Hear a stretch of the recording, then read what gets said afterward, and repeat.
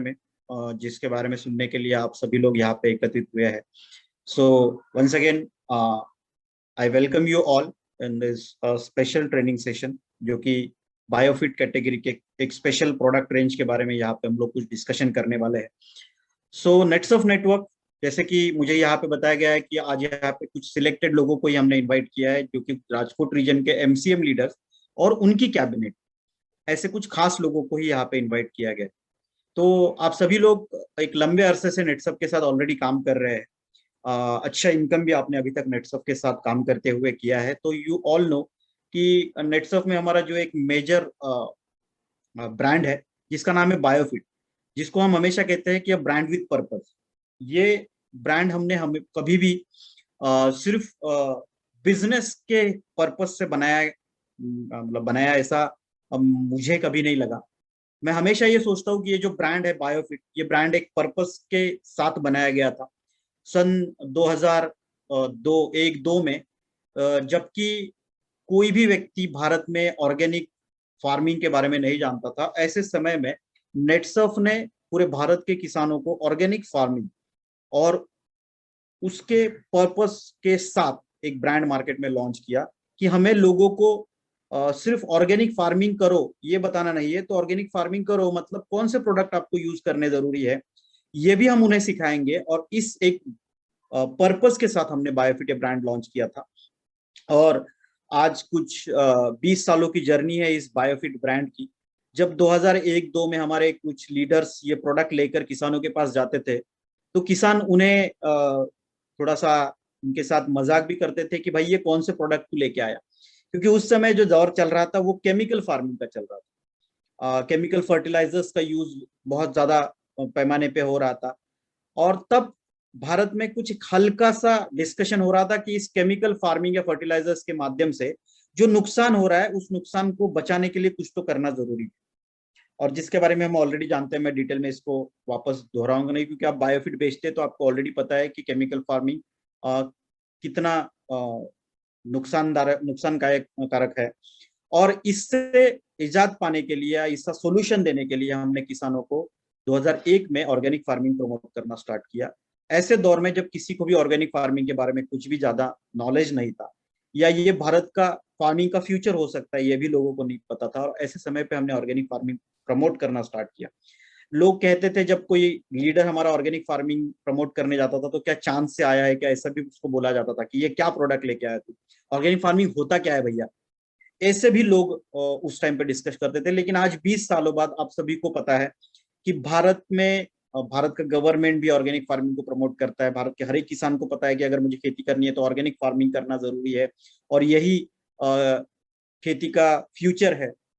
सो ये जो ब्रांड एक पर्पस से हमने स्टार्ट किया था ऑर्गेनिक फार्मिंग को प्रॉफिटेबल फार्मिंग बनाने के लिए, ये आज सिर्फ ब्रांड नहीं रहा, तो ये एक सुपर ब्रांड बन चुका है। और ये हम सबने ऑलरेडी देखा है। ये सुपर ब्रांड बनते हुए इसकी जर्नी इतनी शानदार रही है कि पिछले साल के नेटसर्फ के टोटल बिजनेस में 65% टर्नओवर कंट्रीब्यूशन जो है वो सिर्फ बायोफिट का रहा।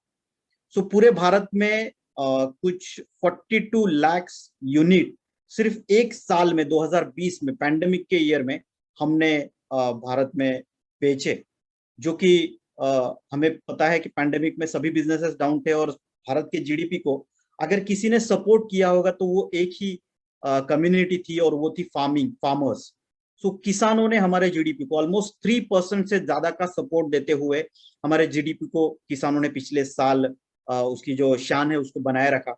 जो फॉलिंग जीडीपी था भारत का, उसको एक हद तक लिमिट करने का काम जो है वो किसानों ने किया। और इसमें भी मैं गर्व के साथ कह सकता हूँ कि एक मेजर रोल, जैसे बोलते हैं ना कि राम सेतु बनाते वक्त एक जो स्क्विरल थी उसका भी एक हल्का सा रोल था।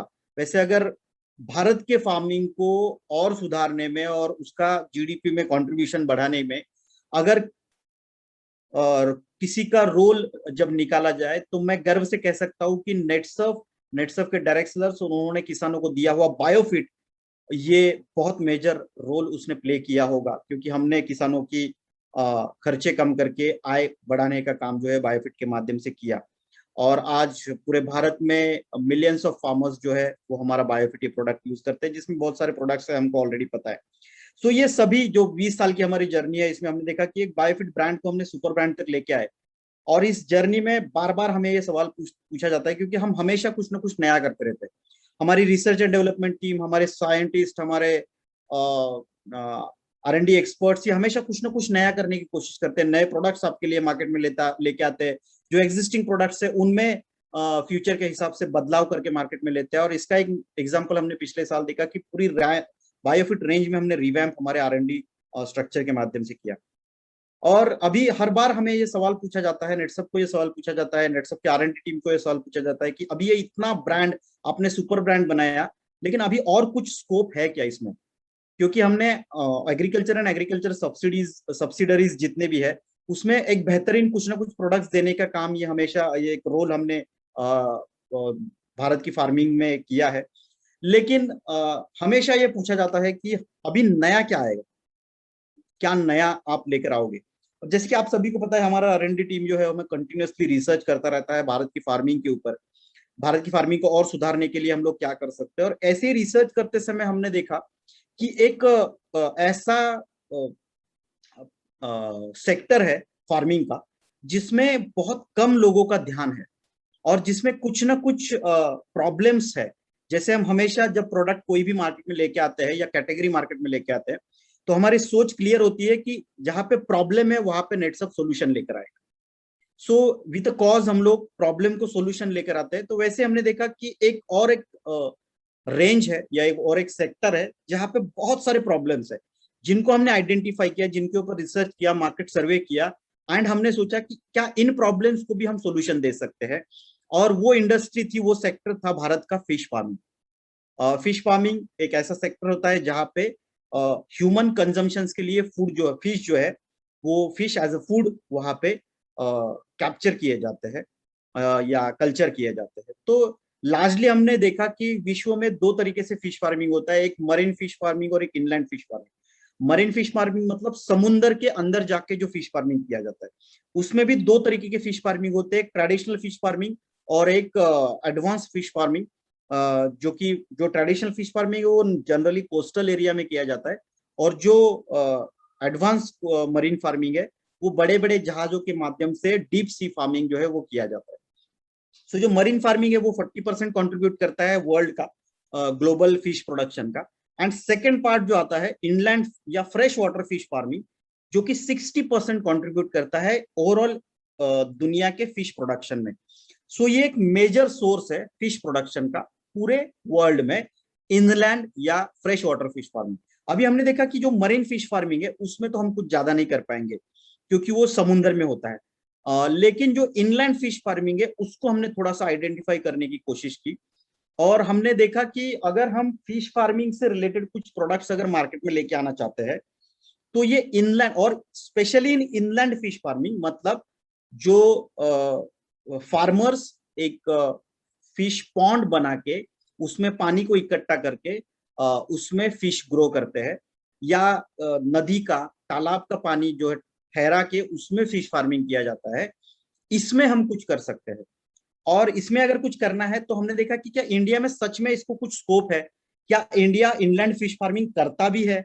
क्योंकि नॉर्मली हमें ये सुनने को नहीं मिलता कि इंडिया में कहीं पे, क्योंकि जैसे हम खेती हर जगह देखते हैं, वैसे फिश फार्मिंग हर जगह नहीं देखते।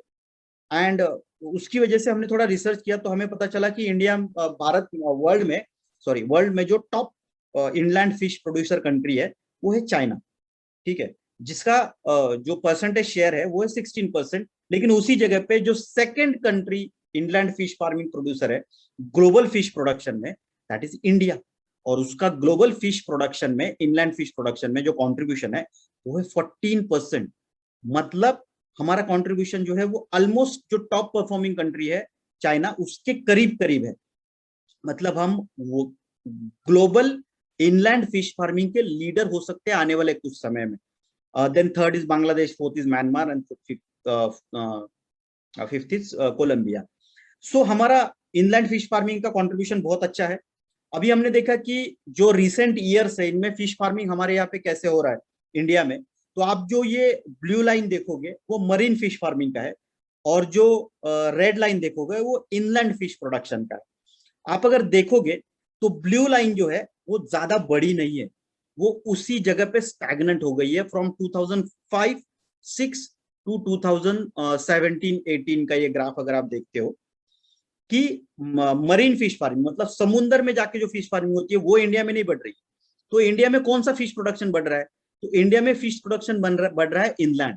जो रेड यहाँ पे स्टिक आप देख रहे हो, इसका मतलब इनलैंड फिश प्रोडक्शन बढ़ रहा है। ये जो फिश प्रोडक्शन बढ़ रहा है इसमें भी अगर ज्यादा देखा जाए तो भारत का जो पॉपुलेशन है वो मेजोरिटी वेजिटेरियन पॉपुलेशन भारत का ज्यादा है। तो ये जो फिश प्रोडक्शन हो रहा है वो किस लिए हो रहा है? तो इसमें भी हमने देखा कि मेजोरिटी फिश प्रोडक्शन जो है वो एक्सपोर्ट के लिए किया जा रहा है। ठीक है, और एक्सपोर्ट का जो पोटेंशियल है वो बहुत ज्यादा है इंडिया का। अब जो ये इनलैंड फिश प्रोडक्शन इंडिया का हो रहा है इसके कुछ प्रॉब्लम्स हमने आइडेंटिफाई करने की कोशिश की, तो हमें पता चला कि मेजोरिटी जो है वो कन्वेंशनल फिश फार्मिंग प्रैक्टिसेस यहाँ पे यूज हो रहे हैं और कोई भी टेक्नोलॉजिकल एडवांसमेंट नहीं है। मार्केट में कोई भी इंडियन बेस फिश फीड या उस तरीके के प्रोडक्ट्स अवेलेबल नहीं है। जो भी फिश फीड प्रोडक्ट्स अवेलेबल है या फिश सप्लीमेंट्स अवेलेबल है या फिशरीज के लिए प्रोडक्ट्स अवेलेबल है उसमें से मेजोरिटी प्रोडक्ट जो है वो इम्पोर्टेड है। तो उसकी प्राइस बहुत ज्यादा है, इसलिए कॉस्ट ऑफ प्रोडक्शन जो है वो फिश फार्मर का बहुत ज्यादा है। केमिकल ज्यादा से ज्यादा यूज किए जाते हैं, पेस्टिसाइड यूज किए जाते हैं, एंटीबायोटिक्स यूज किए जाते हैं, हार्मोन्स यूज किए जा रहे हैं ताकि फिश का जो वजन है वो ज्यादा जल्दी बढ़े। फिश में जो डिसीजेस आ रहे हैं फंगल या बैक्टीरियल उनके लिए एंटीबायोटिक यूज किए जा रहे हैं। और ये सब जो एंटीबायोटिक हार्मोन्स केमिकल्स जो फिश प्रोडक्शन में यूज किए जा रहे हैं इनका बहुत एडवर्स इंपैक्ट जो है वो फिश पे हो रहा है और इनडायरेक्टली जो फिश कंजम्पशन पॉपुलेशन है मतलब ह्यूमन जो है जो हम लोग फिश खाते हैं उनकी बॉडी पे भी हो रहा है। जैसे हम बोलते हैं ना जमीन में जो फर्टिलाइजर जा रहा है वो हमारे बॉडी में आ रहा है फिर हमें रोग हो रहे हैं, वैसे ही फिश जो खाने वाले लोग हैं उनके बॉडी में फिश के माध्यम से भी बहुत ज्यादा केमिकल्स फर्टिलाइजर्स एंटीबायोटिक्स हार्मोन्स जो है वो बॉडी में जा रहे हैं। अभी इसका दूसरा साइड ये है कि जब कोई व्यक्ति कोई फिश फार्मर एक्सपोर्ट के लिए प्रोडक्शन कर रहा है फिश का तो एक्सपोर्ट में एंटीबायोटिक और हार्मोन्स का यूज जो है वो बिल्कुल भी अलाउड नहीं है। अगर आपको एक लेवल के ऊपर एंटीबायोटिक्स और हार्मोन्स फिश में पाए जाते हैं तो आपका एक्सपोर्ट जो है वो रिजेक्ट हो जाता है। तो इसमें भी फार्मर का नुकसान जो है वो यहाँ पे हो सकता है। सो जैसे एग्रीकल्चर का था कुछ समय पहले वैसे ही अभी या करंटली भी जैसे एग्रीकल्चर का है वैसे ही फिश फार्मिंग के प्रॉब्लम्स है। एक्सेसिव यूज ऑफ केमिकल्स, कोई भी लोकल प्लेयर प्रोडक्ट में अवेलेबल ना होना, इसकी वजह से कॉस्ट ऑफ प्रोडक्शन बहुत ज्यादा होना। और ये सभी प्रॉब्लम्स जब हमने आइडेंटिफाई किए तो हमने देखा कि एक जो ये केमिकल्स यूज किए जा रहे हैं इनकी वजह से एक अगर फिश खराब हो जाता है तो वो पूरे पॉन्ड को खराब कर देता है। और अगर एक पॉन्ड खराब हो जाता है तो उसमें जितने भी फिश है वो फिश खाने वाले जो फिश फैमिलीज है उनकी हेल्थ के ऊपर भी बहुत ज्यादा एडवर्स इफेक्ट हो सकता है। तो मेजर एक सवाल लोगों के सामने ये आ जाता है पूरे ग्लोबल फिश कंज्यूम करने वाले पॉपुलेशन के सामने, ये कि आप फिश खा रहे हो या हेल्दी फिश खा रहे हो। ये एक बहुत मेजर सवाल जो है वो अराइज हो जाता है। तो हमें हेल्दी फिश खाना था क्योंकि फिश कंजम्पशन जो है वो डे बाय डे बढ़ रहा है और आने वाले 5 सालों में फिश कंजम्पशन जो है वो करंट फिश कंजम्पशन के वर्ल्ड की मैं बात कर रहा हूँ ये डबल होने वाला है। और अगर ये फिश कंजम्पशन डबल होने वाला है तो फिश प्रोडक्शन भी बढ़ना चाहिए। और अगर फिश प्रोडक्शन बढ़ना चाहिए तो कौन बढ़ा सकता है, किसके पास पोटेंशियल है फिश प्रोडक्शन बढ़ाने का?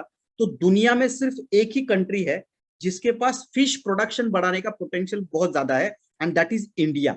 तो अभी पूरा वर्ल्ड फिश प्रोडक्शन के लिए किसी एक कंट्री पे ऊपर ज्यादा निर्भर रहेगा तो वो भारत होगा। इसका मतलब आने वाले समय में भारत में फिश प्रोडक्शन बढ़ने वाला है। अब फिश प्रोडक्शन बढ़ेगा किस लिए? क्योंकि वो भारत के बाहर भेजना है मतलब एक्सपोर्ट करना है। अगर एक्सपोर्ट करना है तो उसको जो प्रोडक्शन अभी जिस तरीके से हो रहा है उस तरीके से नहीं चलेगा। सो ये सब प्रॉब्लम्स को आइडेंटिफाई करके हमने सोचा कि इस पे क्या सोल्यूशन दिया जा सकता है, अल्टरनेटिव क्या दिया सकता है फार्मर्स को। तो अल्टरनेटिव एक ही हो सकता है that is organic fish farming या सस्टेनेबल एक्वाकल्चर। जो बहुत ही कम फार्मर्स को जो फिश प्रोड्यूस करते हैं उनको पता है कि जो फिश फार्मिंग है, जैसे हम अभी तक बोल रहे थे ना किसानों को कि आपको ऑर्गेनिक फार्मिंग करना है, वैसे ही आज से नेटसर्फ एक जो ब्रांड विद पर्पस है हम एक पर्पस के साथ आगे बढ़े हैं और हमारा अभी नेक्स्ट पर्पस है कि पूरे भारत में ऑर्गेनिक फार्मिंग के साथ ऑर्गेनिक फिश फार्मिंग को भी प्रमोट करना है, सस्टेनेबल एक्वाकल्चर को प्रमोट करना है, जहां पे फिश फार्मिंग फिश फार्मर का जो खर्चा है वो कम हो और उसका उत्पादन बढ़े और एक हेल्दी फिश, वो एक्सपोर्ट करने लायक फिश जो है वो मार्केट में लेके आए। और इसी उद्देश्य से नेटसर्फ जो है वो एक कैटेगरी यहाँ पे लॉन्च कर रहा है, जिसमें हम एक aquatic animals like shrimps, fishes, prawns, ऐसे एनिमल्स को हम फार्मर जो है वो रेस करें विदाउट यूजिंग एंटीबायोटिक, कोई भी एंटीबायोटिक, केमिकल, फर्टिलाइजर यूज किए बिना हम ये फिश प्रोडक्शन जो है वो फार्मर्स को प्रमोट करेंगे। एंड विद दिस पर्पस हमने एक कैटेगरी लॉन्च की है जिसका नाम है बायोफिट एक्वा, जिसके बारे में ऑलरेडी बहुत सारे मैसेजेस मार्केट में फ्लोट हो रहे हैं। आपने एक वीडियो भी इसके बारे में देखा होगा। तो आज आइए जानते हैं इस कैटेगरी के बारे में थोड़ा सा विस्तृत में, कि ये कैटेगरी में जो ये 3 प्रोडक्ट है ये एग्जैक्टली ये क्या है। तो ये कैटेगरी एक बंच है प्रोडक्ट्स का, जिसमें पहला प्रोडक्ट है एक्वा फीड कॉन्सेंट्रेट। जैसे किसानों में खेती के लिए या फसल के लिए हम लोग स्टीमरिच यूज करते हैं, जैसे इंसानों के लिए हम नेचुरामोर यूज करते हैं, जैसे जानवरों के लिए हम सीएफसी यूज करते हैं, वैसे ही फिश के लिए हम यहाँ पे इंट्रोड्यूस कर रहे हैं एक्वा फीड कॉन्सेंट्रेट, मतलब एएफसी। जैसे सीएफसी है वैसे आप यहाँ पे बोल सकते हैं एएफसी, एक्वा फीड कॉन्सेंट्रेट। दूसरा प्रोडक्ट हम लॉन्च कर रहे हैं दैट इज एक्वा क्लियर, और तीसरा प्रोडक्ट हम लोग लॉन्च कर रहे हैं एक्वा कल्चर। तो ये एक्वा क्लियर और एक्वा कल्चर ये जो प्रोडक्ट है ये बेसिकली रिलेटेड टू जो फिश फार्मिंग में जो पानी है उस पानी से रिलेटेड ये प्रोडक्ट है, क्योंकि फिश फार्मिंग में सबसे इंपॉर्टेंट फैक्टर अगर कोई होगा तो वो होता है पानी, जो पॉन्ड में होता है, फिश फार्मर जो यूज करता है। ये पानी अगर गंदा हो, क्योंकि 80 to 90% problems of fish farming are due to bad water. जो गंदा वाटर फिश फार्मिंग में यूज किया जाता है, जो quality of water fish farming का होता है, उसकी वजह से मैक्सिमम प्रॉब्लम्स जो है यहाँ पे अराइज होते हैं। क्या प्रॉब्लम्स अराइज होते हैं, उसको क्या सोल्यूशन देंगे, ये भी हम लोग एक एक करके यहाँ पे देखेंगे। सो इन ऑल अगर हम लोग व्हाई दिस कैटेगरी, क्योंकि मैं हमेशा बोलता हूँ कि कोई भी ट्रेनिंग आप अगर अटेंड कर रहे हो तो हमेशा 3 चीजों का आंसर आप ढूंढने की कोशिश करो, कि व्हाई, दूसरा व्हाट, ये प्रोडक्ट एग्जैक्टली क्या है, और हाउ, मतलब इसको कैसे यूज करना है। ये तीनों जब सवालों के जवाब आपको मिलना बहुत जरूरी है कोई भी कैटेगरी को आप जब समझ रहे हो। तो व्हाई दिस कैटेगरी, सो सबसे पहले ये कैटेगरी है to provide quality nutrition to fish in inland fish farming. दूसरा, कोई भी हार्मफुल केमिकल, पेस्टिसाइड्स और हार्मोन्स विरहित फिश प्रोडक्शन करने के लिए ये कैटेगरी हमने बनाई है। तीसरा, पानी की क्वालिटी और प्यूरिटी को ऑप्टिमम लेवल पे रखने के लिए ये प्रोडक्ट कैटेगरी हमने बनाई है, और इन्वायरमेंट को कोई भी हार्म ना पहुंचे इस हिसाब से हमने ये कैटेगरी बनाई है।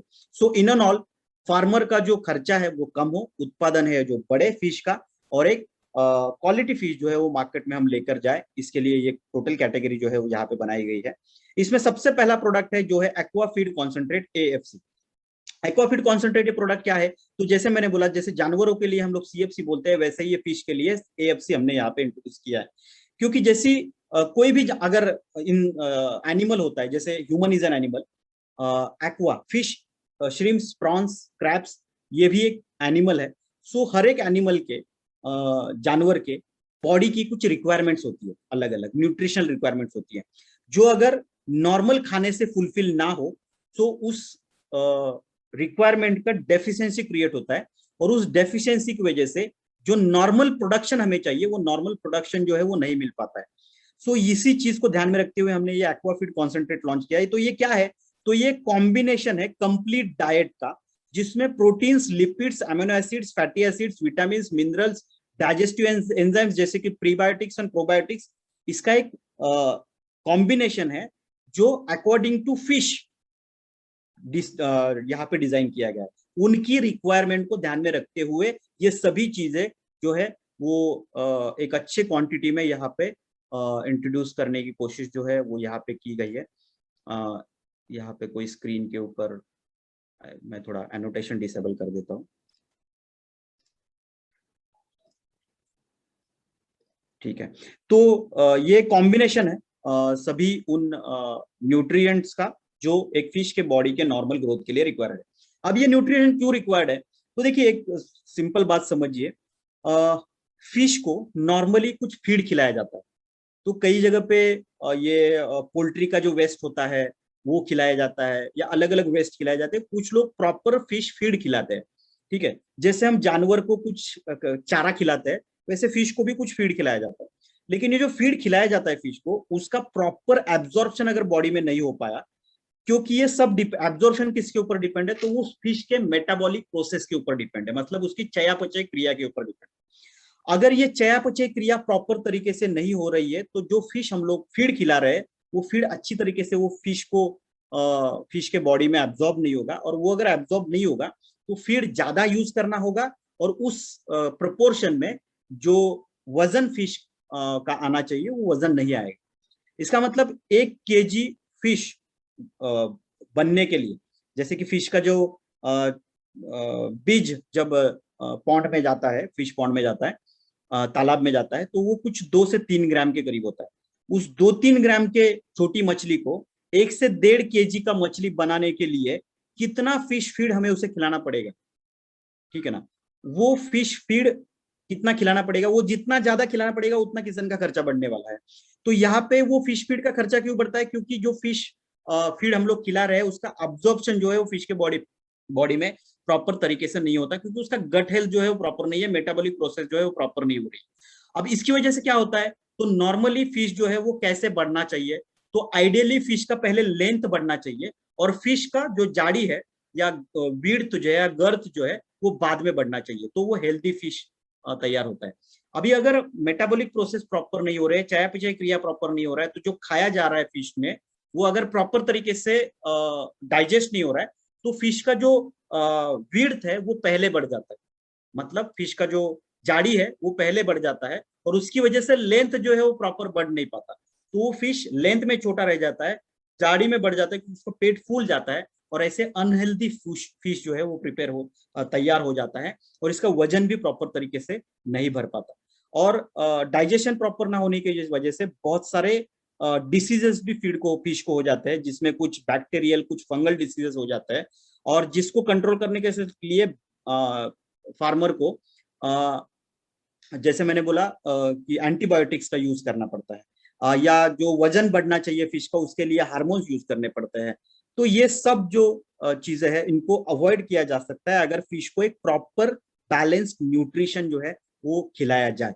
तो इससे क्या होगा, अगर हम aqua feed concentrate fish pond में अगर फिश को खिलाते हैं, तो इससे क्या होगा, तो जो फिश फीड कन्वर्जन रेशियो है, जिसको FCR बोला जाता है, मतलब आप जो फिश फीड खिला रहे हो उस फिश फीड के साथ इसको यूज करना है, क्योंकि ये सप्लीमेंट है। ये चीज को ध्यान में रखिए, ये कोई फीड नहीं है, ये सप्लीमेंट है। जैसे नेचुरामोर ये खाना नहीं है, ये सप्लीमेंट है। जैसे CFC ये फीड नहीं है, ये सप्लीमेंट है, वैसे AFC ये फीड नहीं है, ये सप्लीमेंट है, ये कॉन्सेंट्रेट है उन सभी न्यूट्रिएंट्स का। तो इससे क्या होगा, फीड कन्वर्जन रेशियो बढ़ेगा, मतलब कम फिश फीड में ज्यादा अच्छा क्वांटिटी या वजन का फीड जो है वो हमें यहाँ पे मिलेगा। तो फार्मर का फिश फीड का खर्चा कम होगा। इसी के साथ साथ ये न्यूट्रिएंट्स की बायो अवेलेबिलिटी को बढ़ाएगा, मतलब जो एब्जॉर्प्शन न्यूट्रिएंट्स का होना चाहिए, प्रोटीन्स, विटामिन्स, मिनरल्स का फिश के बॉडी में नेचुरल तरीके से, वो एब्जॉर्प्शन को यहाँ पे बढ़ाएगा। इसी के साथ साथ जो फिश के फिजियोलॉजी है, मतलब टिश्यू मसल, मतलब वजनदार फिश जो है वो तैयार होगा, उसका डाइजेशन अच्छा होगा, फीड इनटेक बढ़ेगा, और फिश का जो नॉर्मल ऑप्टिमम वेल्थ है, वजन है, वो कम से कम दिनों में यहाँ पे अटेंड करने को फिश को मदद हो सकती है। जैसे हम पोल्ट्री में बोलते हैं ना कि अगर 60 दिन में पोल्ट्री का एक बैच निकलता है, तो CFC यूज करने के बाद वो 50 दिन में निकलता है। वैसे ही एक्वाफीड कॉन्सेंट्रेट अगर यूज करते हैं हम लोग, तो जितना नॉर्मल डेज लगते हैं एक फिश को 1 से 1.5 kg का वजन ग्रैब करने के लिए, उससे कम दिन, ऑलमोस्ट 10% रिडक्शन जो है वो 5 से 10 दिन कम लगेंगे। इसका मतलब एक बैच पूरे साल में फिश फार्मर ज्यादा ले पाएगा, और उससे उसका उत्पादन जो है वो यहाँ पे बढ़ने में मदद मिल सकती है। इसी के साथ साथ ये अगर न्यूट्रिशन प्रॉपर रहा तो इम्यूनिटी बढ़ जाएगी, क्योंकि फिश फार्मर्स में एक मेजर प्रॉब्लम दूसरा ये भी होता है कि मोर्टेलिटी रेट जो है वो फिश का बहुत ज्यादा होता है। अब ये मोर्टेलिटी रेट जो है, मतलब फिश का जो मरना है, छोटे छोटे जब वो फिश होते हैं तब वो मर जाते हैं। अभी सोचिए एक छोटा फिश मरना मतलब 1 किलो फिश का नुकसान होना फ्यूचर में आने वाले, ठीक है ना। सो ये जो मरना है, मर जो है शुरुआती दौर में फिश की, ये क्यों होती है? इसका पहला कारण प्रॉपर न्यूट्रिशन ना मिलना, इसका दूसरा कारण डिसीजेस बढ़ना। अभी डिसीजेस क्यों बढ़ते हैं? क्योंकि पानी की वजह से, वो मैं आगे चल के आपको बताऊंगा कि डिसीजेस कैसे कंट्रोल होते हैं हमारे प्रोडक्ट्स के माध्यम से। तीसरा मेजर कारण है फिश के मरने का, that is fin rot, gill rot. मतलब जैसे कि फिश के जो कल्ले होते हैं या उसके ऊपर जो स्केल्स होते हैं, इनमें रॉटिंग आ जाता है फंगल्स की वजह से, उसकी वजह से फिश मरते हैं। ये फिन एंड गिल रॉट की वजह से उसकी जो चमक है वो कम हो जाती है, और ये चमक अगर कम हो जाती है तो उसका मार्केट में प्राइस जो है वो कम फार्मर को मिलता है। तो इन सबको अवॉइड करने के लिए उसकी इम्यूनिटी लेवल को बढ़ाना बहुत जरूरी है। और इम्यूनिटी कैसे बढ़ेगी? सिंपल है, नाचरमोर खाने से जैसे हमारी इम्यूनिटी बढ़ती है, वैसे ही एएफसी खाने से उस फिश की इम्यूनिटी बढ़ने वाली है। अगर इम्यूनिटी ज्यादा है तो डिसीजेस कम होंगे, डिसीजेस कम होंगे तो मोर्टेलिटी कम होगा, मोर्टेलिटी कम होगा तो फिश प्रोडक्शन बढ़ने में यहाँ पे मदद मिलेगी। इसी के साथ साथ डिसीज रेजिस्टेंस कैपेसिटी भी इसकी बढ़ने वाली है।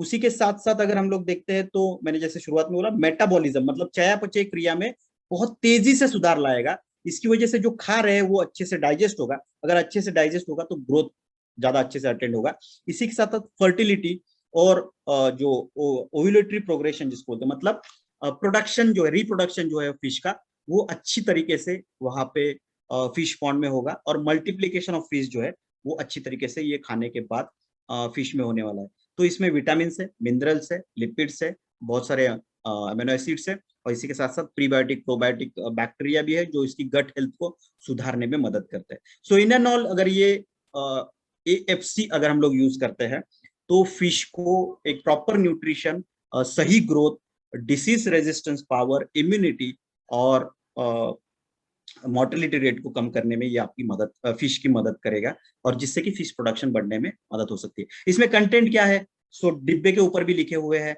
ये किसको यूज कर सकते हैं? तो ये सभी प्रकार के फिशेस को, श्रिम्स को, प्रॉन्स को और क्रैब्स को भी यूज कर सकते हैं।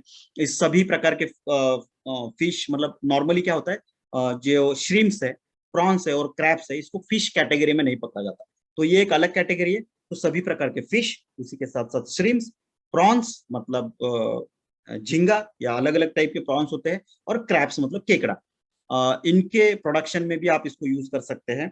इसमें डिब्बे के ऊपर क्लियरली लिखा है, इसमें कोई भी एंटीबायोटिक और हार्मोन नहीं है, सो सेफ टू एक्सपोर्ट है। मैं प्रोग्राम खत्म होने से पहले यहाँ पे ही आपको टेक्स्ट चैट बॉक्स में इसके रिपोर्ट जो है वो अटैच कर दूंगा, आप उसको डाउनलोड करके आपके पास रख सकते हैं, या व्हाट्सअप कर दूंगा, आपके एमसीएम ग्रुप पे आ जाएंगे, जिनमें ये ऑलरेडी टेस्ट किया गया है कि इस प्रोडक्ट्स में कोई भी हार्मफुल केमिकल, हेवी मेटल, एप्लाटॉक्सिन जैसे कोई भी एंटीबायोटिक, हार्मोन ये इस प्रोडक्ट्स में नहीं है। तो इसके प्रॉपर टेस्ट रिपोर्ट्स आपके पास यहाँ पे मिलेंगे। सो फिश की रिक्वायरमेंट के हिसाब से ये सभी चीजें जो है वो इसमें डाली गई है। नेट कंटेंट 250 ग्राम है, और इसकी जो एमआरपी है वो 400 रुपए, बाय मिस्टेक यहाँ पे 300 रुपया हुई है।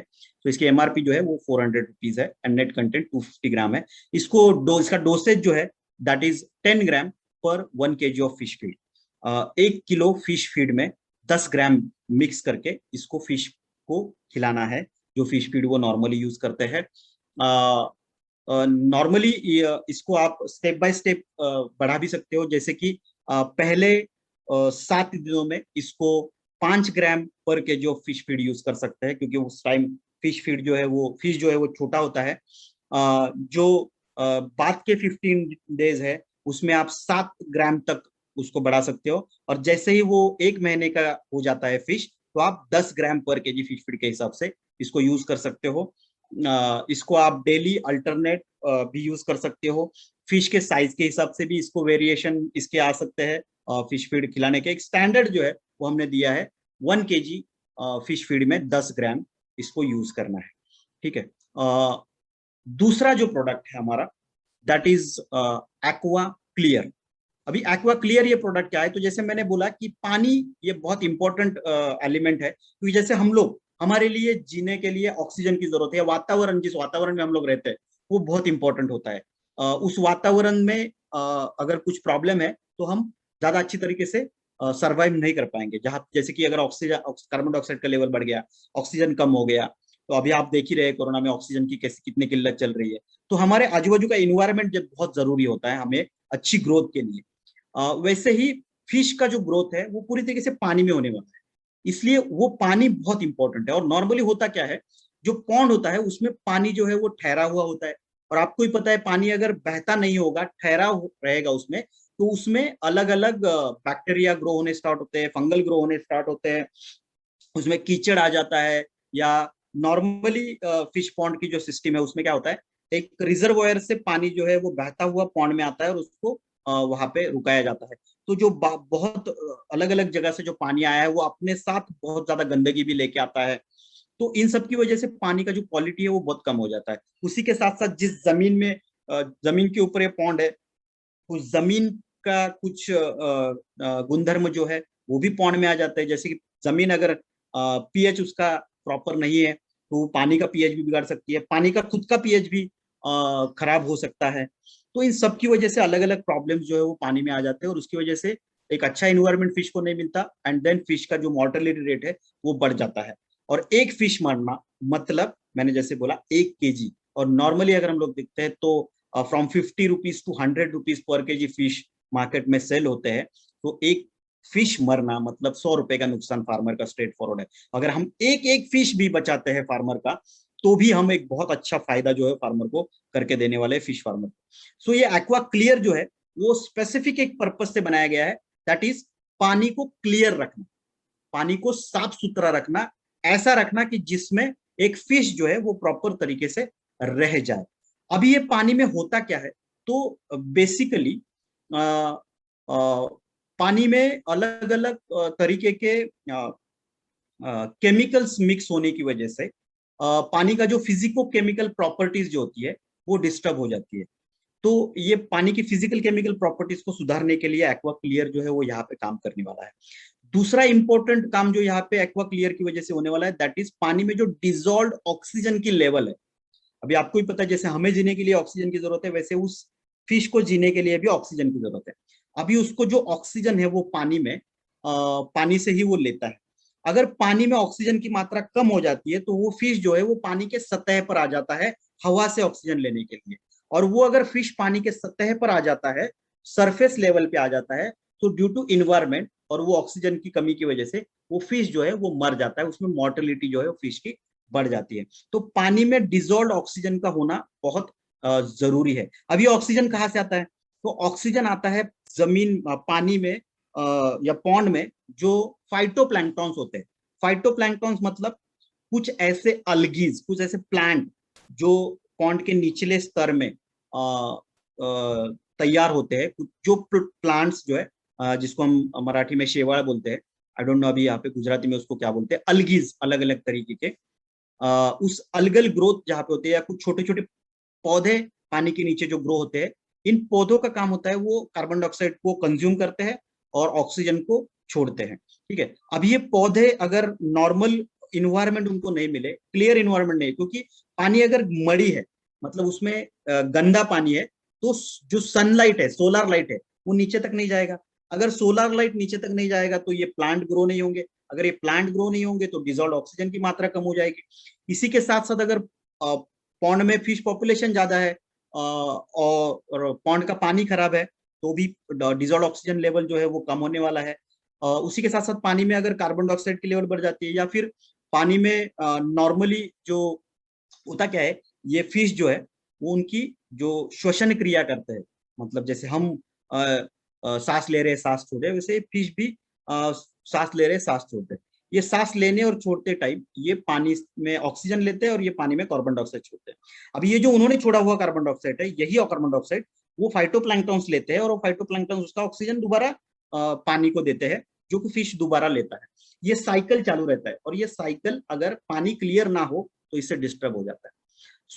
ये हमारे एक्वा क्लियर में कुछ कंटेंट ऐसे हैं जो इमीडिएट पानी में डिजॉल्व ऑक्सीजन की मात्रा को बढ़ाने में मदद करते हैं।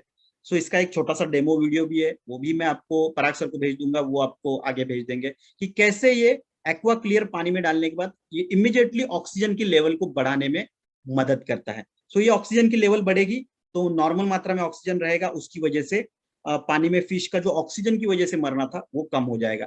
इसी के साथ साथ ये पानी का जो पीएच है उसको मेंटेन करने का काम ये एक्वा क्लियर जो है वो यहाँ पे करने वाला है। जो एक नॉर्मल रेंज पानी के पीएच की होनी चाहिए, पानी अगर बहुत ज्यादा सलाइन है या बहुत ज्यादा अल्कलाइन है, ऐसे केस में अगर आप उसमें एक्वा क्लियर डालते हो तो आप देखोगे कि एक ड्रास्टिकली पानी के पीएच को मेंटेन करके एक फिश की ग्रोथ के लिए जो पीएच चाहिए उस लेवल पे लेके आएगा। क्योंकि अगर पीएच ज्यादा है या पीएच कम है तो ऐसे इन्वायरमेंट में फिश का ग्रोथ नहीं हो पाएगा। इसी के साथ साथ ये जो हार्मफुल पैथोजेंस पानी में जाते हैं, पैथोजेंस मतलब कुछ फंगस, कुछ बैक्टीरिया जो पानी में जाने के बाद फिश को अटैक करते हैं, ऐसे हार्मफुल पैथोजेंस के ऊपर भी ये काम करते हैं, इनको मारने में ये मदद करते हैं, जिससे कि डिसीजेस जो है फिश में आने वाले वो वहां पे कम हो जाते हैं।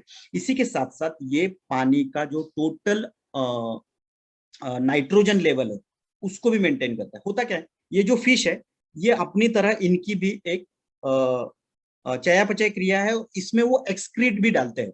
एक्सक्रीट मतलब जैसे मल हम रोज सुबह या यूरिन के माध्यम से या मल के माध्यम से हम हमारे बॉडी का एक्सक्रीट जो है वो बाहर डालते हैं, या स्वेट आता है, पसीना आता है हमें, इससे हम हमारे बॉडी का एक्सक्रीट जो बाहर डालते हैं। सो ऐसे ये फिश भी उनके बॉडी का एक्सक्रीट जो है वो बाहर डालते हैं। ये जो एक्सक्रीट बाहर जाता है ये नाइट्रोजन मतलब ये नाइट्रोजन होता है इसमें, जैसे हमारा होता है। सो इसकी वजह से ये नाइट्रोजन क्या है, ये जब पानी में जाने के बाद इसका अमोनिया फॉर्म होता है। और आपको पता होगा, आपने कभी देखा होगा कि कोई अगर सार्वजनिक शौचालय होता है और उसमें अगर हम घुसते हैं तो एक बहुत ही गंदा सा स्मेल आता है।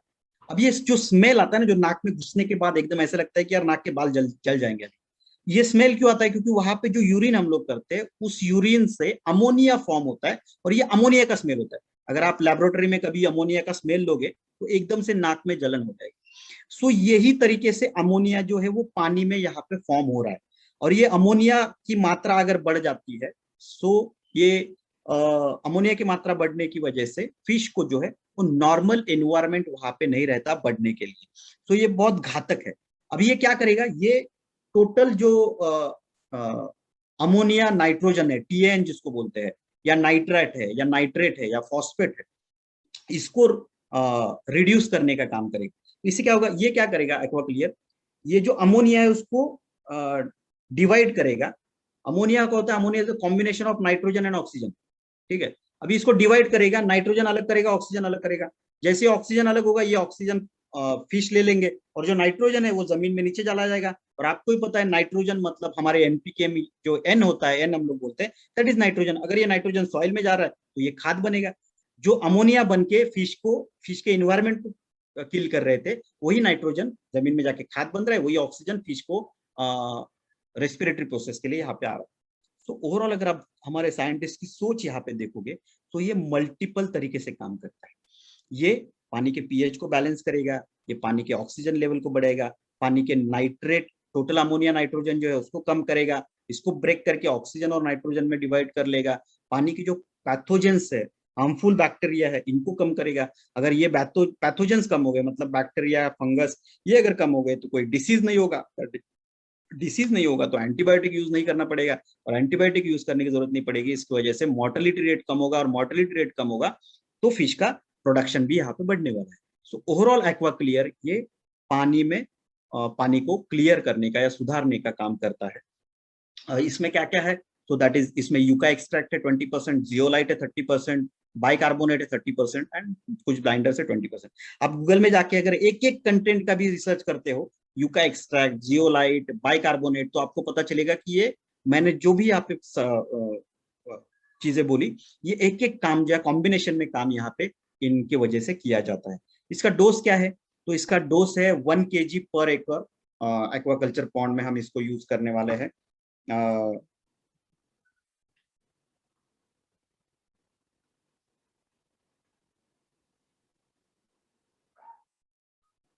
सॉरी, इसका जो डोज है वो है 1 एकड़ फिश पॉन्ड के लिए।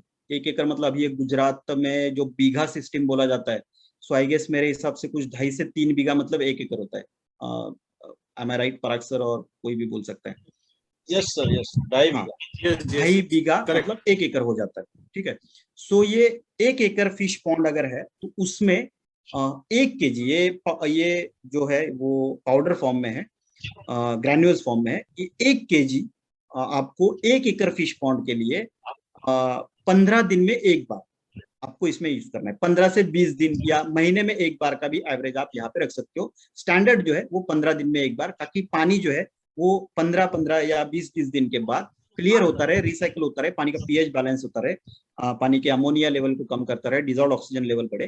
तो ये सारे फंक्शन जो है वो रेगुलर लेवल पे, इंटरवल पे करते रहने के लिए और पानी को क्लियर रखने के लिए आप इसको एक रेगुलर अंतराल में इसको यूज कर सकते हैं। सो ये जो है वो 250 ग्राम में इसका जो अभी पाउच डिब्बा है, एंड एमआरपी जो है कुछ 500 रुपीज इसकी एमआरपी है। एक्वा कल्चर और एक्वा क्लियर, ये जो 2 प्रोडक्ट है जो कि पाउडर फॉर्म में है या ग्रैन्यूल्स फॉर्म में है, ये सभी प्रोडक्ट आज 250 ग्राम के पैकेज में अवेलेबल है। लेकिन जल्दी ही ये एक बड़े पैकेजिंग में, क्योंकि फिश फार्मर्स जो कि बड़े बड़े पॉन्ड्स उनके हैं, उन्होंने ये डिमांड की है कि हमें ये 25 ग्राम का पैकेज नहीं चाहिए, हमें थोड़ा बड़ा पैकेजिंग चाहिए। तो हम लोग इसमें 10 केजी और 25 केजी के पैकेजिंग के ऊपर काम कर रहे हैं। सो हो सकता है कुछ ही दिनों के अंदर इसमें 10 केजी एंड 25 केजी के पैकेट्स भी आ जाए, जो जिसकी वजह से क्योंकि इसके पैकेजिंग मटेरियल का कॉस्ट जो है वो अच्छा खासा है, सो पैकेजिंग मटेरियल का कॉस्ट रिड्यूस हो जाएगा और ये प्रोडक्ट जो है वो कॉस्ट वाइज और ज्यादा चीपर हो जाएगा।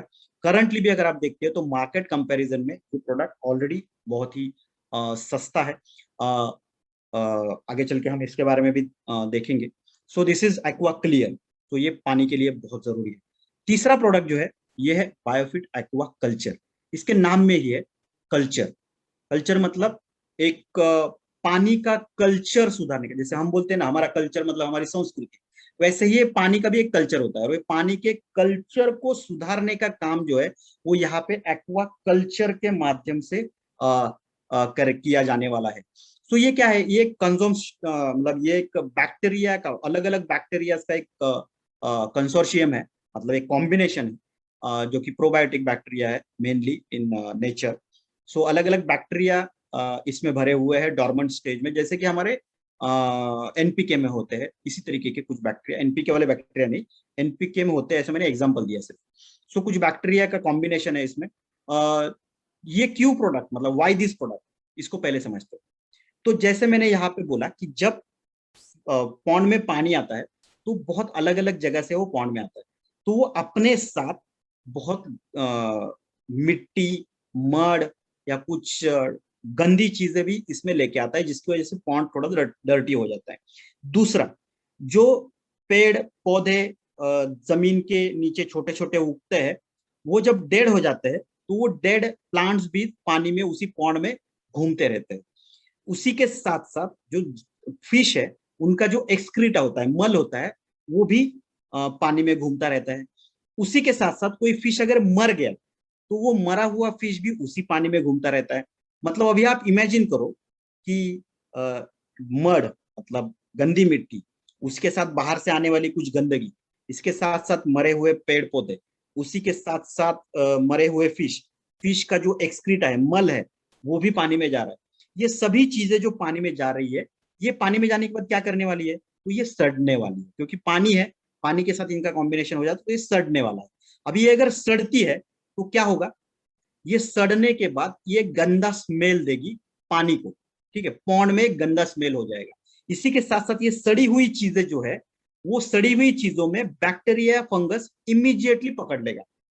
बराबर है, हम भी पता है कि कोई अगर चीज सड़ रही है तो उसमें सबसे पहले क्या आता है, फंगस आते हैं, बैक्टीरिया आते हैं। अभी ये फंगस बैक्टीरिया जो है वो उसी पानी में घूम रहे हैं, तो वो फिश को भी लगने वाला है।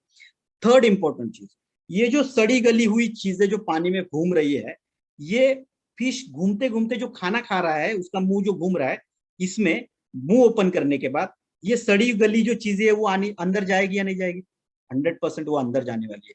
मतलब ये फिश जो है वो ये सड़ा हुआ फिश, उसका खुद का मल, सड़े गले हुए पेड़ पौधे या बाहर से जो मिट्टी आ रही है, वो भी उसकी फिश के पेट में जा रही है। अभी इसकी वजह से जो फिश है उसको एक गंदा स्मेल आ जाता है, और जब ये फिश को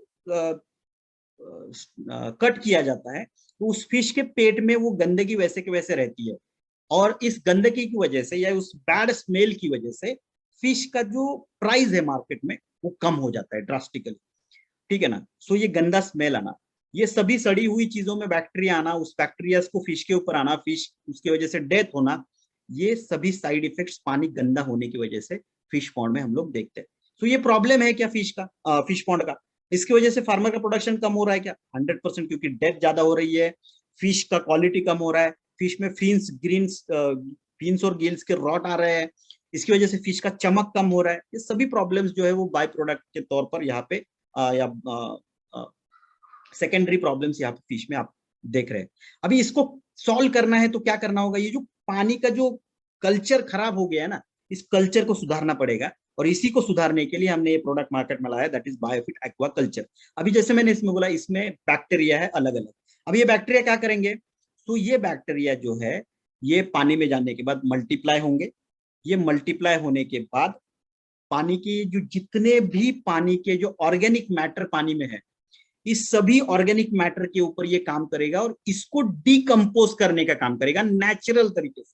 तो जो चीजें सड़ने वाली थी वही चीजों को डिकम्पोज करके उसका रूपांतरण जो है वो खाद में करने का काम ये हमारा एक्वा कल्चर पानी के अंदर यहाँ पे करने वाला है। इसका मतलब अभी जो जितनी भी ऑर्गेनिक मैटर, सड़ा हुआ फिश है, उसका एक्सक्रीटा है, उसका पेड़ पौधे हैं, या जो गंदगी बाहर से जा रही, इन सब के ऊपर ये प्रोसेस करके इनको डिकम्पोज करके इससे खाद जो है वो तैयार करेगा, और यही खाद जो है वो फिश पॉन्ड के जमीन में जाएगी। यही खाद अगर फिश पॉन्ड के जमीन में जाती है तो वहां पे जो फाइटोप्लैंक्टॉन्स है, मतलब जो यूजफुल प्लांट्स जो जमीन के नीचे ग्रो होते हैं, जिनकी वजह से ऑक्सीजन लेवल बढ़ता है पॉन्ड का, वो भी ग्रो होना स्टार्ट करेंगे, क्योंकि ये फर्टिलाइजर या खाद की तरह काम करेगा। इससे जो जमीन है उसकी क्वालिटी अच्छी होगी, पानी की क्वालिटी अच्छी होगी, डिसीज की जो अटैक है वो कम हो जाएगा।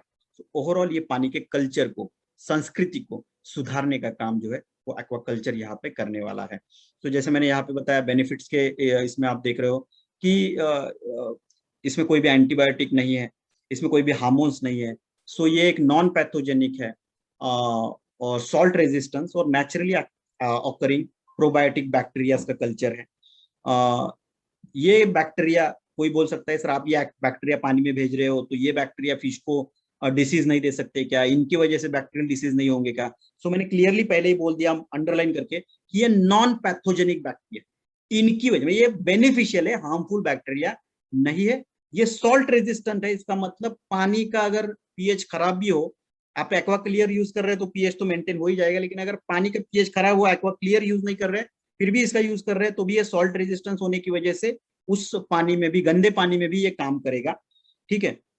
ये डाइजेस्टिव एंजाइम है, डिग्रेड करेंगे स्लज को, जो स्लज बिल्टअप हो रहा है पानी के अंदर, और इसकी वजह से ये फिश का जो परफॉर्मेंस है उसको इंप्रूव करने का काम करेगा। नेचुरल एक्टिविटी जो है वो फिश की हो सकती है, और जितना फिश एक्टिव रहेगा पानी में उतना वो फिश जो है वो फीड अच्छे से कंज्यूम करेगा, डाइजेस्ट करेगा, और उसका ग्रोथ जो है वो अच्छा होगा, वो डिसीज उसको कम होंगे। जैसे हम बोलते हैं ना, हेल्दी रहने के लिए थोड़ा एक्सरसाइज करना जरूरी है, वैसे फिश को हेल्दी रहने के लिए उसको पॉन्ड में घूमना जरूरी है। अगर वो डिसीज वाला फिश है, वो घूमेगा नहीं, तैरता नहीं रहेगा, तो एक्टिविटी नहीं होगा, एक्टिविटी नहीं होगा तो डाइजेशन नहीं होगा, डाइजेशन नहीं होगा तो फिश जो है वो जैसा हमें चाहिए वैसा क्वालिटी फिश प्रोडक्शन यहाँ पे नहीं होगा। इसी के साथ ये पानी के टर्बिडिटी की प्रॉब्लम को भी कम करेंगे, मतलब जो गंदा पानी होता है जिसको हम अभी मराठी में बोलते हैं गडूल, या मडी वाटर होता है, गुजराती में क्या बोलता है, तो ऐसे जो पानी है उस पानी को ये थोड़ा उसकी टर्बिडिटी को, अभी टर्बिडिटी को पराक्षर बोल सकते हैं, क्या है बोलते हैं गुजराती में, तो ये टर्बिडिटी को कम करने की कोशिश करेगा, और उसकी वजह से जो सोलर रेज है वो अच्छे से पानी के अंदर चले जाएंगे, तो उसकी वजह से जो ऑक्सीजन कार्बन डाइऑक्साइड का बैलेंस मेंटेन रहेगा। बाकी सब मैंने आपको ऑलरेडी बता दिया। तो एक बेटर प्रोडक्टिविटी के लिए प्रोडक्ट बनाया गया है। ये जो एग्जिस्टिंग डेड अलगीज है उनको रिमूव करके नए अलगल ग्रोथ को प्रमोट करेगा। अगर अलगल ग्रोथ ज्यादा होगी तो ऑक्सीजन लेवल अच्छा रहेगा, कार्बन डाइऑक्साइड लेवल कम रहेगा, नाइट्रेट लेवल कम हो जाएगा, और फिश प्रोडक्शन जो है वो अच्छी तरीके से हो जाएगा, और जो नॉक्सियस ऑर्डर जो मैं गंदगी, गंदा स्मेल जो पानी में आता है वो भी इससे कम होगा। सो एनानॉल अगर आप लोग देखते हैं तो ये प्रोडक्ट यूज करने के बाद आप पानी का जो नेचुरल हैबिटेट है फिश को ग्रो होने के लिए जैसा चाहिए वैसा नेचुरल लेवल यहाँ पे आप मेंटेन करोगे। इसमें अलग अलग तरीके के बैक्टीरिया है, बैसिलस सबटिलिस, बैसिलस कोगुलेंस, बैक्टीरियस लिचेनिफॉर्मिस एंड मेगाटेरियम। इसका जो बैक्टीरियल काउंट है दैट इज 1 × 10⁹ CFU पर ml, जैसे हम एनपीके में बोलते हैं वैसे आप यहाँ पे आपको पता है CFU मतलब क्या। CFU मतलब काउंट फॉर्मिंग यूनिट, मतलब 1 ml अगर ये पानी में जाता है तो इससे 1 × 10⁹ इतने बैक्टीरिया पैदा होंगे या मल्टीप्लाई होंगे और वो अपना काम जो है पानी में जाने के बाद पानी का कल्चर क्लियर करने का करने वाले हैं। इसको भी हम 15 से 20 दिन के अंतराल में ये जो है वो जैसे हमारा एनपीके होता है लिक्विड फॉर्म में, वैसे ये रहेगा। सो 1 लीटर पर एकड़ पॉन्ड में आपको अप्लाई करना है इसका 10 to 15 डेज में। ये 500 ml के बॉटल में आपको यहाँ पे मिलेगा। एंड एमआरपी जो है वो 400 रुपीज है आई गेस। यहाँ थोड़ा सा नहीं, एमआरपी इसकी 350 रुपीज है। क्लियर का जो एमआरपी मैंने यहाँ पे बोला वो 500 रुपया, जो गलती से मैंने यहाँ पे टाइपिंग मिस्टेक है, वो 600 रुपीज है। ठीक है, so clear is 600 rupees and ये जो कल्चर है that is 350 rupees for 500 ml। So market में एक तो इसके पैरेलल कॉम्पिटिटिव प्रोडक्ट्स ज्यादा अवेलेबल नहीं है, सो कंपटीशन बहुत कम है, और कॉस्ट वाइज जो इंपोर्टेड प्रोडक्ट्स मार्केट में आते हैं उससे इसका कॉस्ट, जो तीनों प्रोडक्ट का कॉस्ट जो है वो कंपेरेटिवली बहुत सस्ता है। कुछ सवाल जो आप पूछने वाले मैं ही क्लियर कर देता हूँ। सबसे पहला सवाल, क्या ये रेंज कॉस्ट इफेक्टिव है? तो यस, 100% मैं ये कहूंगा कि ये range absolutely cost effective range है, क्योंकि सबसे पहले तो इसका कोई कंपटीशन मार्केट में नहीं है। जो भी प्रोडक्ट मार्केट में अवेलेबल है मैक्सिमम प्रोडक्ट जो है वो इंपोर्टेड प्रोडक्ट्स है। इंडियन प्रोडक्ट जो है वो बहुत कम है, जिसमें भी केमिकल प्रोडक्ट ज्यादा है, उसमें भी क्वालिटी के बहुत ज्यादा इश्यूज है, और एक्सपेंसिव है प्रोडक्ट्स। ठीक है, बहुत सारे प्रोडक्ट्स आप जो फिश फार्मर अभी यूज कर रहे हैं वो बोलेंगे कि सर थोड़ा सा मैं आपका प्रोडक्ट थोड़ा महंगा लग रहा है, लेकिन आप वहां पे अगर देखोगे तो बहुत सारे प्रोडक्ट जो मार्केट में जो लिमिटेड कंपनियां ट्रेडिशनल में आज देती है वो कॉम्बिनेशंस देती है बहुत सारे। मतलब वो एक प्रोडक्ट यूज नहीं करना है, एक साथ आपको पानी क्लियर करने के लिए 6 से 7 प्रोडक्ट यूज करने के लिए बोलती है, लेकिन उस जगह पे हम सिर्फ एक ही प्रोडक्ट यूज करने को बोल रहे हैं। क्लियर कल्चर का जो काम है उसके लिए अलग अलग 6-7 प्रोडक्ट जो है वो रिकमेंड किए जाते हैं एक साथ पानी में यूज करने के लिए हम एक ही प्रोडक्ट बोलते हैं। एक्वाफीड कॉन्सेंट्रेट जैसा प्रोडक्ट तो मार्केट में बहुत रेयरली अवेलेबल है इस क्वांटिटी में, मात्रा में जो हमने न्यूट्रिशन यहाँ पे डाला हुआ है या कंटेंट डाला हुआ है। सो आप कंपेयर कर सकते हो, ये न्यू प्रोडक्ट है अभी, इसमें अभी थोड़े से मार्केट में जाने के बाद लोग यूज करेंगे, इसके अलग अलग तरीके से यूसेज होंगे, और इसको जो इसमें थोड़े से मॉडिफिकेशन, स्टैंडर्डाइजेशन मॉडिफिकेशन भी आने वाले समय में 100% होने वाले हैं। हमने अभी lab trials and field trials के माध्यम से जो स्टैंडर्ड सेट किए है वो आपको मैं बोल रहा हूँ आने वाले 6-7 महीने में, 1 साल के बाद इसमें थोड़े से मॉडिफिकेशन जो है वो 100% अलाउड है। लेकिन रिजल्ट के बारे में अगर मैं बोलूँ तो 100% रिजल्ट ओरिएंटेड प्रोडक्ट जो है वो है। सो ये चीपर है compare to other imported products, और इसी के साथ साथ जो फीड कन्वर्जन रेशियो है वो बहुत अच्छा आ रहा है। इसकी वजह से फीड का जो कॉस्ट है वो बहुत बड़ी मात्रा में यहाँ पे कम होने वाला है। करंटली मैं अगर बोलूँ जो ट्रेडिशनल फिश फार्मिंग इंडिया में हो रहा है उसमें अगर फिश कन्वर्जन रेशियो की अगर मैं बात करता हूँ तो कुछ रफली 2.5 to 3 kg, कुछ कुछ जगह पे 4 kg फिश फीड पर kg ऑफ फिश प्रोडक्शन के लिए यूज किया जाता है। सो इट्स ए ह्यूज, मतलब अगर fish conversion ratio, feed conversion ratio ये 2 के ऊपर है तो ये गणित बहुत व्यस्त हो जाता है। इंडिया में ये ऑलरेडी 2 के ऊपर है, ये होना चाहिए 1 to 1.5 के बीच में। सो अगर हम लोग ये हमारे प्रोडक्ट यूज करते हैं तो ये fish feed conversion ratio FCR जो है वो 1.1 to 1.5 के बीच में मेंटेन करने के लिए हमारा प्रोडक्ट मदद करेगा, और इसकी वजह से उनका जो खर्चा है फिश फीड के ऊपर का वो बहुत बड़ी मात्रा में यहाँ पे कम होने वाला है। सो ये कैसे यूज करना है? सो एक्वा, जैसे मैंने बोला 1 एकड़ के लिए स्पेकुलेटिव यहाँ पे मैं लेता हूँ, स्पेकुलेशन अगर लेता हूँ तो एक्वा क्लियर 1000 ग्राम यूज करना है, हर 15 दिन में यूज करना है। इसका मतलब नॉर्मली एक फिश पॉन्ड जो है वो 6 से 3 से 4 महीने तक चलता है। ठीक है, 3 से 4 महीने में वो 1 kg का वजन अटेंड कर लेता है। एवरेज जो है वो 3 महीने का साइकिल जो है इनलैंड फिश फार्मिंग के चलते हैं। सो कुछ 4 एक्वा क्लियर्स मतलब 4000 ग्राम यहाँ पे यूज करने पड़ेंगे। So number of bottle jars 15,500। So total MRP जो होगा 7,500 रुपया। अगर हमारे 30% मिनिमम डिस्काउंट करते हैं तो 5,250 रुपए का एक्वा क्लियर यूज करना पड़ेगा एक सीजन के लिए। एक्वा कल्चर की अगर बात करते हैं तो यहाँ पे मैंने बोला ये 10 दिन का पकड़ा है, आप इसको 15 से 20 दिन भी कर सकते हैं। सो इसमें कुछ 5 बार, 4 से 5 बार एक्वा कल्चर यूज किया जा सकता है। सो कुछ 10 बॉटल्स या जार्स, 10 बॉटल्स यहाँ पे यूज होंगे। सो 350 एमआरपी है। ये जो कैलकुलेशन है ये पुराने जो प्राइजेस सेट किए गए थे at the time of research उसके ऊपर है। इसमें थोड़े से प्राइजेस मॉडिफिकेशन है, जैसे कि मैंने बोला एक्वा क्लियर जो है वो 600 रुपीज एमआरपी है, कल्चर 350 है, तो वो कुछ प्राइस मैंने यहाँ पे लिखा है। एंड एक्वा फीड जो है वो 10 ग्राम पर केजी फिश फीड के हिसाब से नॉर्मली जो है एक 15 केजी फिश फीड एवरेज 1 एकड़ के लिए यूज किया जाता है, 15 to 20 केजी। अभी फिश फार्मर को आप यूज पूछोगे तो वो 30, 35, 40, 50 फिश फीड पर एकड़ के लिए डेली यूज करने वाले फार्मर भी आपको मिलेंगे, लेकिन वो ओवर फिश फीड यूज कर रहे हैं। इतने की जरूरत नहीं है। हम अगर हमारे प्रोडक्ट्स यूज कर रहे हैं तो, या फिर एक्वा फीड कॉन्सेंट्रेट अगर आप यूज कर रहे हो, तो फिश फार्मर को 15 केजी से 20 केजी पर एकड़ फिश पॉन्ड में यूज कर वो किया तो भी अच्छा रिजल्ट उसको मिलने वाला है। सो ये एवरेज 75 to 80 डेज यूज होने वाला है। अब जैसे मैंने बोला शुरुआत के दौर में 5 ग्राम, फिर 7 ग्राम, फिर 10 ग्राम, ऐसा भी आप कर सकते हो। एवरेज निकालते हैं तो कुछ 12 केजी एक्वाफीड कॉन्सेंट्रेट जो है वो 1 एकड़ मतलब बहुत बड़ा पॉन्ड हो जाता है, 1 एकड़ फिश पॉन्ड के लिए वहां पे यूज किया जाएगा। सो अगर ये 400 रुपीज एमआरपी है तो उसके हिसाब से अगर तो कुछ 16,000 के करीब का एमआरपी जो है वो एक्वाफीड का आ जाएगा। सो नॉर्मली अगर मैं देखूं तो एमआरपी जो है वो 30,000 के करीब एमआरपी यहाँ पे चला जाएगा। दैट मीन्स डिस्काउंटेड प्राइस भी आप निकालते हैं 1 एकड़ के लिए तो ये कुछ 20,000 के करीब का, 20 से 21,000 के करीब का डिस्काउंटेड प्राइस 1 एकड़ फिश पॉन्ड के लिए हमारे प्रोडक्ट के लिए यूज होने वाला है। इसमें इसके फायदे क्या क्या है, तो उसका फीड का जो कॉस्ट है वो 25-30% से कम होने वाला है। इसमें फिश मरने की संख्या जो है वो कम होने वाली है। डिसीज के ऊपर जो खर्चा होता था वो कम होने वाला है, एंटीबायोटिक हार्मोन को यूज करने की जरूरत नहीं पड़ेगी। फिश जो है वो नॉर्मल ग्रोथ यहाँ पे लेगा, फिश का शाइनिंग अच्छा होगा, कोई स्मेल नहीं आएगा फिश में। तो मार्केट में जाने के बाद जो प्राइस है वो नॉर्मली जितना मिलता है उससे ज्यादा ही मिलेगा। तो इन एंड ऑल अगर आप देखते हो तो एक बहुत ही बेनिफिशियल प्रोडक्ट रेंज हम मार्केट में लोगों को दे रहे हैं। दूसरा, क्या ये प्रोडक्ट नेटवर्क मार्केटिंग में चलेगा सर, ये अगर आपका सवाल है तो मैं यह बोलूंगा कि सर ये प्रोडक्ट सिर्फ और सिर्फ नेटवर्क मार्केटिंग को ही चल सकता है, ऐसा मुझे लगता है। क्यों?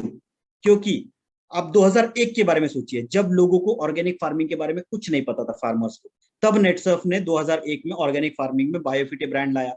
और आज अगर 2001 से लेकर 2021 की अगर बात करते हैं, ये प्रोडक्ट हम 2001 में जब मार्केट में बेचते थे तो लोगों को हम प्रोडक्ट नहीं बेचते थे, तो हम लोगों को एजुकेट करते थे कि हम आपको ऑर्गेनिक फार्मिंग करना है और ऑर्गेनिक फार्मिंग के लिए आपको ये प्रोडक्ट यूज करने हैं।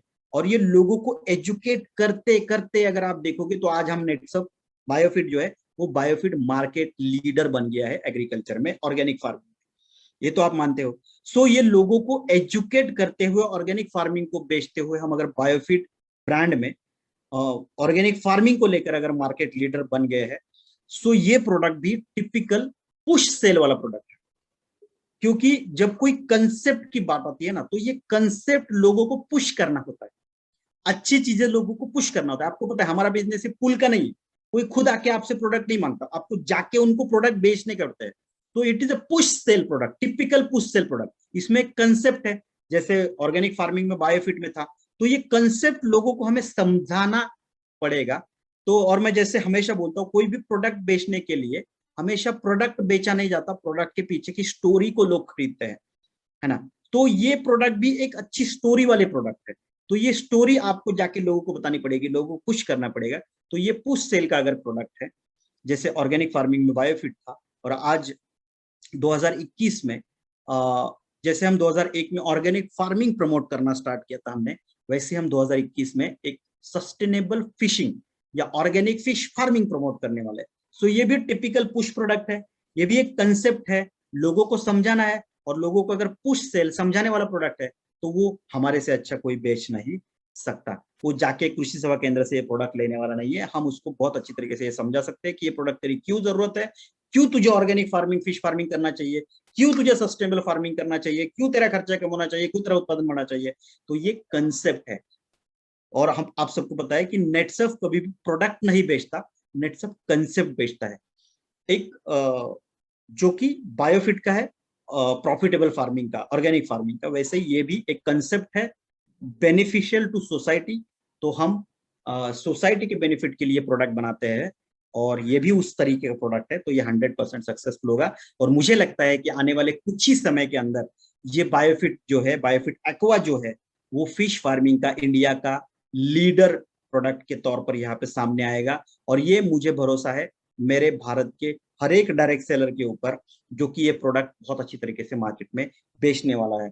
क्यों? क्योंकि इंडियन अगर फिश प्रोडक्शन मार्केट की बात करते हैं, तो इसमें जो टॉप परफॉर्मिंग स्टेट्स है, मतलब हमारे भारत में जितने भी स्टेट्स है, इसमें कहाँ पे फिश फार्मिंग ज्यादा होता है, इसका जब हमने रिसर्च किया तो हमने देखा कि सबसे ज्यादा फिश प्रोडक्शन जो है, inland fish production is in Andhra Pradesh, second is in waste Bengal, third is in Gujarat, fourth is in Kerala, fifth is in Tamil Nadu, Uttar Pradesh, Maharashtra, Orissa, Bihar and Karnataka. ये टॉप 10 फिश प्रोडक्शन स्टेट है। आप इनलैंड का भी चार्ट देखते हो तो ये total lakh metric ton production में ये प्रोडक्शन है। सो ये सभी जो स्टेट्स आप देख रहे हो, ये स्टेट्स अगर आप देखोगे और भारत के नेटसर्फ के टॉप परफॉर्मिंग स्टेट्स को भी आप अगर देखोगे, तो ये वही स्टेट है जो भारत के भी टॉप परफॉर्मिंग स्टेट के। इसका मतलब ये सारे स्टेट्स में नेटसर्फ का नेटवर्क ऑलरेडी प्रेजेंट है।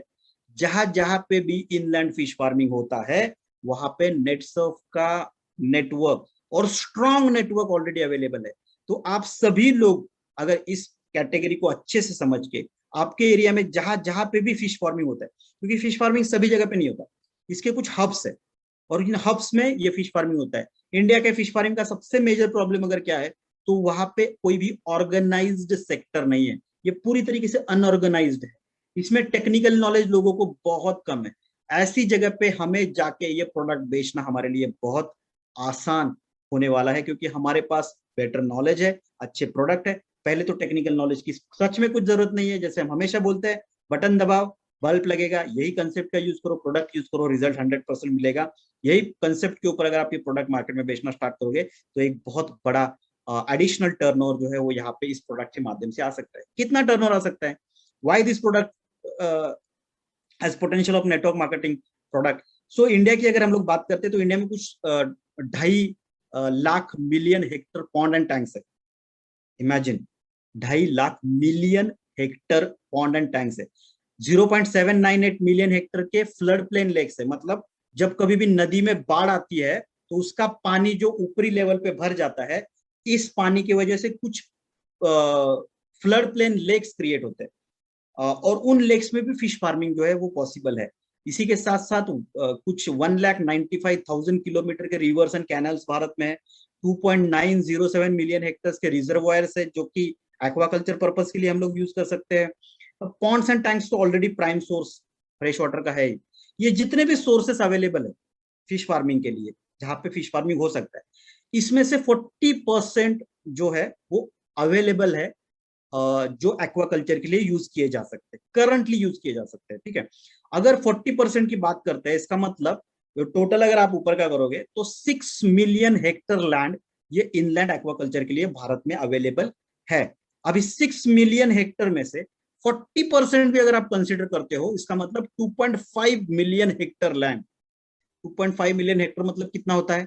तो वो होता है कुछ 62 लाख एकड़ ऑफ लैंड। यहाँ पे 62 लाख एकड़ के करीब का लैंड पूरे भारत में करंट सिचुएशन में एक्वाकल्चर के लिए यूज है।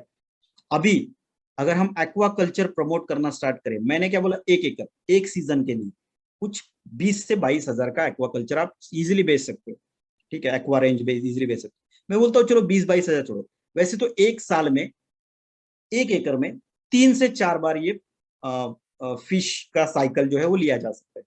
3-4 बार छोड़ो, एक ही बार एक साइकिल, एक पूरे साल में अगर हम कम से कम 10,000 का प्रोडक्ट बेचने में भी अगर सक्सेसफुल हो पाए, हमारे नेटसर्फ के डायरेक्ट सेलर, जो कि पोटेंशियल आज पूरे भारत में हमारा है 1 एकड़ के लिए, तो भी 62 लाख एकड़ पे अगर 10,000 का प्रोडक्ट भी हम लोग बेचते हैं, तो भी करंट बायोफिट एक्वा का पोटेंशियल इज 6,200 करोड़। 6,200 करोड़ का बिजनेस हमारा इंतजार कर रहा है। क्या ये गुजरात में है? चार्ट में हमने देखा ऑलरेडी थर्ड लेवल पे है। मरीन जो काउंटर है वो थोड़ा ज्यादा है, इनलैंड थोड़ा कम है, लेकिन इनलैंड जो है वो धीरे धीरे गुजरात में बढ़ रहा है। सो पॉसिबिलिटीज और चांसेस जो है वो बहुत ज्यादा है। और जैसे कि मैं पोटेंशियल की बात करता हूँ तो इंडिया का जो फिश मिनिस्ट्री है, उस मिनिस्ट्री ने, एक्वा मिनिस्ट्री जो है, उस मिनिस्ट्री ने अपना जो एक्सपोर्ट है उसको आने वाले 5 साल में 2025 तक बढ़ा के डबल करने के बारे में सोचा है। सो अगर ये फिश प्रोडक्शन एक्सपोर्ट डबल करना है तो फिश प्रोडक्शन भी डबल करने वाला है। और इसके लिए बहुत सारी पॉलिसीज जो है वो फिश एक्वा कल्चर या एक्वा इंडस्ट्री में यहाँ पे आ रही है, जिसकी वजह से एक्वा का जो प्रोडक्शन है वो धीरे धीरे धीरे बढ़ने वाला है। और ये बढ़ने वाले प्रोडक्शन को एक अच्छे प्रोडक्ट की रिक्वायरमेंट है, और ये अच्छा ऑप्शन आप दे सकते हो सस्टेनेबल फिश प्रोडक्ट फार्मिंग का, जिससे कम से कम 62,000 करोड़ का 6200 करोड़ का पोटेंशियल है अभी करंटली पूरे इंडिया के मार्केट में आप इजीली यहाँ पे देख सकते हो। सो ओवरऑल ये जो प्रोडक्ट मैंने यहाँ पे आपको बताया, ये सभी प्रोडक्ट हम फिश फार्मर को इजीली प्रमोट करके उनके जो प्रॉब्लम्स है उनको सोल्यूशन देके एक सस्टेनेबल या ऑर्गेनिक फिश फार्मिंग को प्रमोट करते हुए उनका उत्पादन बढ़ाने में डेफिनेटली मदद कर सकते हैं। सो आई just say that happy fishes and happy ecosystem to entire India. और नेटसर्फ के सभी डिस्ट्रीब्यूटर को इसकी वजह से एक बहुत बड़ा एवेन्यू ओपन हुआ है बिजनेस का।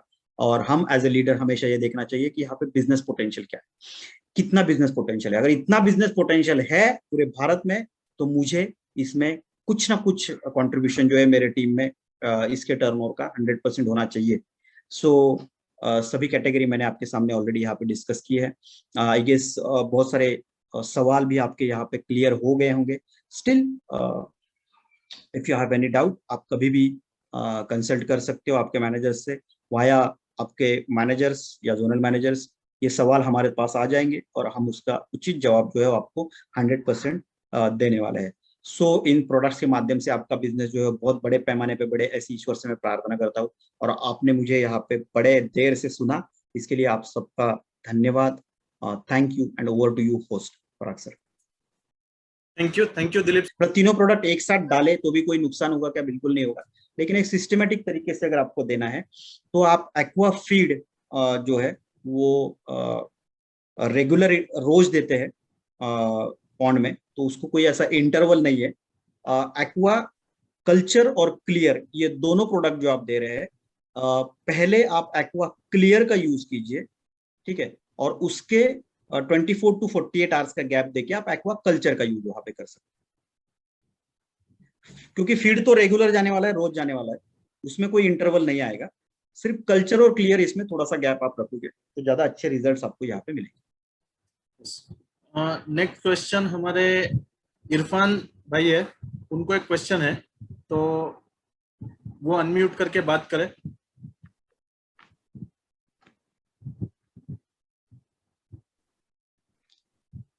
Yes Irfan sir.